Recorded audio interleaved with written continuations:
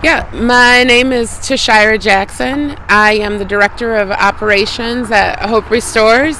We are a resource center at its heart, and we're just here to serve the community. Could you tell me a bit about the accident, what happened, just super briefly? Yeah, so in October, we had a couple of kids drag racing over the viaduct, and there was one of our staff members. It was after hours. They were coming through and the kids didn't see them and weren't able to stop in time, and so they T-boned Mia and whipped her car around. Her car took out the light posts, did tons of damage to her car. When he T-boned her, it whipped him around and it sent him crashing directly into our building. And so how has that impacted your operations? What have you been able to do and what have you had to change? It's been a huge impact. It's literally displaced us. We don't have a place anymore. One of the hearts of Hope Restores is that this is a safe space. It was a place for any and everyone to come for services, to come for group, to come for food. It really became the hub of the north side here, and that's not an option anymore. Since the crash, we have been put all over the community. One of the beautiful things is that when the community learned about what happened to us, we had different people, different agencies reaching out, offering up their space. Some of them had a space for maybe one day of the week. Some of them had a space for a couple hours in this time frame. But it was really just the beauty of them recognizing that pain and that hurt and coming forward to say, hey, this is what I got if you can do anything with it. And Hope Restores absolutely took a lot of them up on that offer.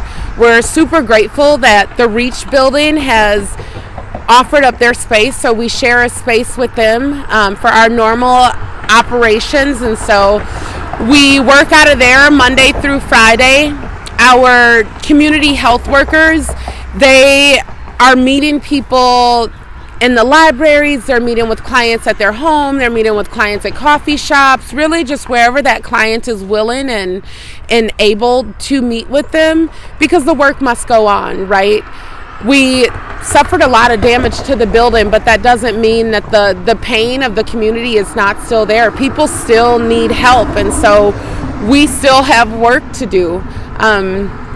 We have 5 different support groups that are meeting all over the city of La Crosse. Planned Parenthood has been amazing. They've offered up their space.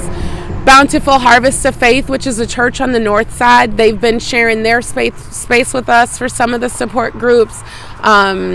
We have TC that reached out, Cooley Cap reached out, and so it's a shuffle game. One of the hard parts about a lot of the community and the clients that we serve is that a lot of them are going through a lot of life themselves, and it's really difficult to show up for a group or a program when it's in a normal and stable location, but then to have to musical chairs and kind of go to different spaces to get to that group. I think it speaks a lot about how important these groups are and how much work they do with healing, with providing that community and that connection. One of the really important reasons as to why we can't just shut down. We can't just say, we're done because we don't have a building, is people need people. Seasonal depression is such a huge thing. People go through so much as it gets cold, as it gets gloomy, and they really depend on their support groups, and they need them. And so as long as they're willing to meet us, we're not going to sit down and we're not going to lick our wounds. We're going to make sure that we're getting out there and we're doing the work, that we're doing this mission. Hope Restores started out on faith, and so faith is what we're going to keep moving on to do this work and to serve this community. So And what's the timeline for getting back in the house, and maybe what could people do if they would like to help out somehow? Right now there's so many moving parts to getting Hope Restores back together. We have to bring in a structural engineer because the integrity of the building is compromised with the foundation damage, the beams and everything else. The concern is that the upstairs will drop down. And then if you were inside, you would see that the outside is on the inside. You can see cars driving by, you can see what's going on. And so there's no timeline because there's the engineer, there's the construction companies, there's the electricians that need to come in. So at this time we don't know how long we're going to be displaced. We don't know how long we're going to be out. The one thing that we do know is the numbers that are coming in for estimates are getting really, really scary. Right now the numbers are ranging between $80,000 and upwards of $100,000.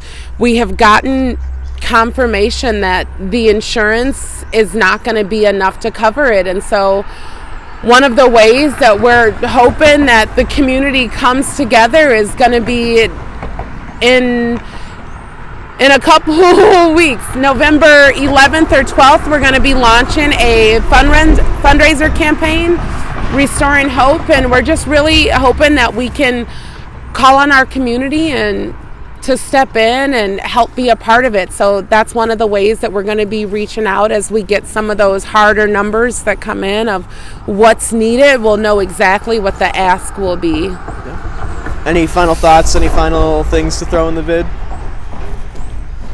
I would say don't give up on hope. We're still here. We're still doing the work.